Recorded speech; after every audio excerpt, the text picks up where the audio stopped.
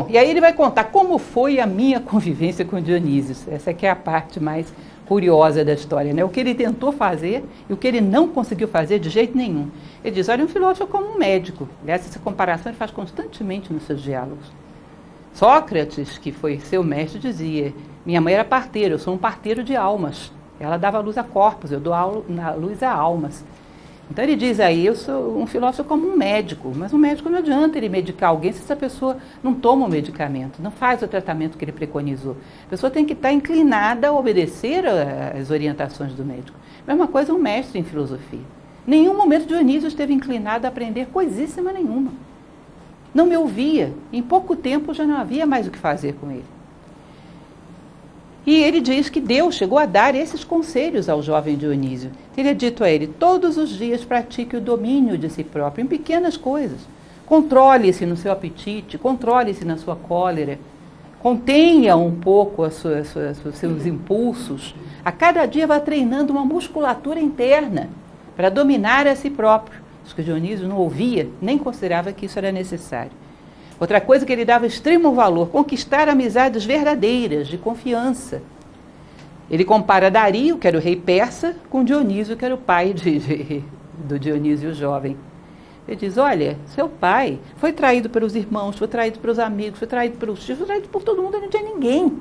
Ele tinha que trabalhar com mercenários.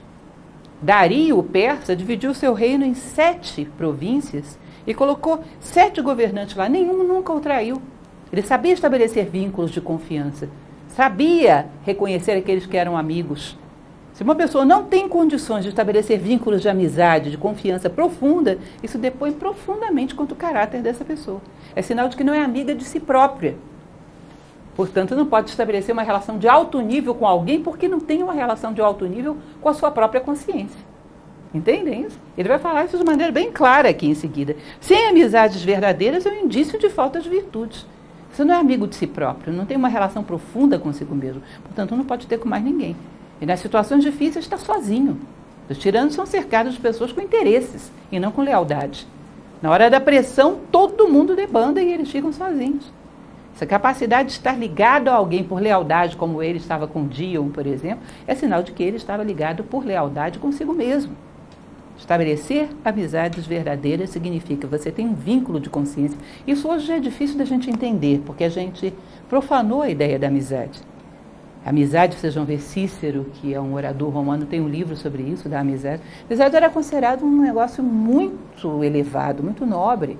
Um amigo é alguém que luta junto com você para que você seja vitorioso sobre a tua animalidade, os teus instintos, a tua bestialidade. Luta junto com você para que você seja o melhor possível. E briga quando você está traindo a si próprio. Ele não te agrada, ele não te adula, ele não é um cúmplice de debilidades. Ele é aliado lá em cima daquilo que se tem de melhor. Isso era considerado um amigo. Amigo é aquele que não tem nenhum pudor de chegar para você e dizer, você está sendo idiota de fazer isso. Ele não te adula, não te bajula, ele não quer ser amado a qualquer preço. Ele é sempre honesto e está sempre te puxando para cima. É alguém que se une com você naquilo que você tem de mais elevado. Ou seja, eu amo ideias nobres, eu sou fraterno, eu tenho uma pessoa que se liga a mim por isso. Aquela pessoa que bebe comigo na esquina, bom, é um colega, é um cúmplice para diversão. Ou aqueles grupinhos de fofoca, é um cúmplice de debilidades. Mas é uma cumplicidade passageira, isso não é amizade. Vocês percebem que hoje a gente não tem uma noção muito clara do que seja amizade. Para Platão, não conquistar uma única amizade é sinal de que o homem não é amigo de si próprio, ou seja, não tem vida interior, não tem nível. E os tiranos não têm amigos. Era uma das coisas que ele mostrava a Dionísio. Eu vou te mostrar que você é um tirano, você não tem amigos. Em quem você confia? Ninguém. Pois é. Provavelmente nem em si próprio. É o que ele vai falar aqui, né? Exemplo de Dion e de Platão, uma comunidade de ideias e de propósitos. Ou seja, qualquer lugar que Dion esteja, ele sabe que conta comigo, eu sei que conto com ele. Por quê? Porque a gente está unido pela filosofia, pelo amor à verdade, por querer construir um mundo melhor, nós estamos unidos por isso. Então, eu e Dion somos amigos. Você tem alguém assim? Não, ninguém. Aí ele vai falar, bom, outra coisa que é necessária para um governante, que tentei passar para ele, a sensatez e a vida pautada por justiça. Dar ouvidos a calúnias é uma falha moral grave. Sensatez significa, em determinado momento, você não ouve nada fora Vira para dentro. Pega o seu senso de justiça e vê o que você deve fazer naquele momento. As circunstâncias podem servir para te trazer elementos que possam te ajudar a julgar? Podem. Mas as circunstâncias não podem determinar o teu julgamento. O teu julgamento tem que ser feito a partir de dentro. Os meus princípios, eu sou uma pessoa justa, nobre, boa, o que a justiça manda que eu faça nesse momento? Então as calúnias são meros ruídos. Nem as calúnias, nem os elogios. O Dhammapada, que é um livro budista, fala sobre isso, né? Que o sábio não se deixa influenciar nem pelos urros dos elefantes, nem pelos zumbidos dos pirilampos de ouro. Nem quem te bajula, nem quem te ofende, nenhuma circunstância é determinante para um sábio. Ele decide de dentro para fora. Tem que ser lúcido, sensato e fiel à justiça. Deixar-se arrastar por calúnias é sinal de que você dentro dá ouvido às piores vozes que existem dentro de você. E, portanto, dá ouvido fora também às piores vozes que existem no governo. Ou seja, um homem débil não é capaz de obedecer aquilo que de melhor existe dentro de si. Leis imparciais, ou seja, que as leis não beneficiem a ninguém em particular, que não sirvam a interesses, mas que representem as leis do universo no plano humano. E ele vai falar algo que, na verdade, é uma repetição de uma frase que ele usa num diálogo, que é o Gorgias. Sofrer uma injustiça é melhor do que cometê-la. O verdadeiro governante não tem medo de ser injustiçado, tem medo de ser injusto. Ele sabe que nem todos vão compreendê-lo. Ele sabe que nem todos vão ter condições de julgar de maneira adequada o que ele vai fazer. Mas ainda assim, ele tem que ter certeza de que ele é fiel aos seus princípios. O julgamento que mais deve atemorizá-lo é o julgamento da sua consciência. Porque o mundo é dual. Vai haver, seja ele quem for, vai haver quem o ame, vai haver quem o odeie. E ele não se deixa guiar pela necessidade de ser amado a qualquer preço. Ele tem uma coisa que Platão dá um valor tremendo, que é dignidade, respeito por si próprio. Ele vai falar sobre isso mais adiante.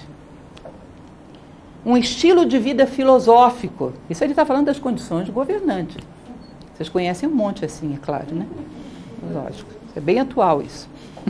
Estilo de vida filosófico. Sobriedade, capacidade de aprender, memória e reflexão. Saber que aquilo que é acolhido pela alma, aquilo que é gravado na alma, não se esquece nunca. Aquilo que é superficial, você esquece. Quem reflete, quem traz para dentro de si, mastiga algo, extrai daí uma ideia profunda, não esquece isso nunca. Isso gravado a ferro e fogo na alma. Vocês vão ver que é bem interessante esse estilo de vida filosófico, sobriedade, capacidade de aprender na República, mais uma vez. Por isso essas duas coisas estão acontecendo em paralelo, dialogam entre si, a República com isso aqui. E na República ele diz, um verdadeiro governante tem que ser animoso para a batalha, se for necessário. Defender o seu reino, defender a sua sociedade do caos, e tem que ser animoso para situações de risco, se for necessário vivê-las, mas ao mesmo tempo interessado pelo conhecimento. Não adianta você me vir com alguém que é muito animoso em batalha, mas diante do conhecimento é sonolento. Tem que ser alguém que vibre diante do conhecimento e ao mesmo tempo tenha coragem para enfrentar as circunstâncias práticas que são necessárias. Você vê que muitos séculos depois, em Roma, teve um cidadão que era isso perfeitamente, que era o imperador Marco Aurélio. Quando Marco Aurélio assume o poder, os bárbaros dizem, agora vamos tomar Roma, porque filósofo no poder deve ser um molengas. Qual não é o engano deles, porque Marco Aurélio nunca perdeu uma batalha. Nunca perdeu. E era um filósofo. Amante do conhecimento como poucos hoje. Mas um grande defensor de Roma, uma habilidade em campo de batalha fora do comum. Então isso era para Platão um filósofo, que reunia essas duas características. Não pode ser apático diante do conhecimento. Diz que Dionísio não tinha nenhum interesse por nada. Não tinha nenhum interesse pelo conhecimento.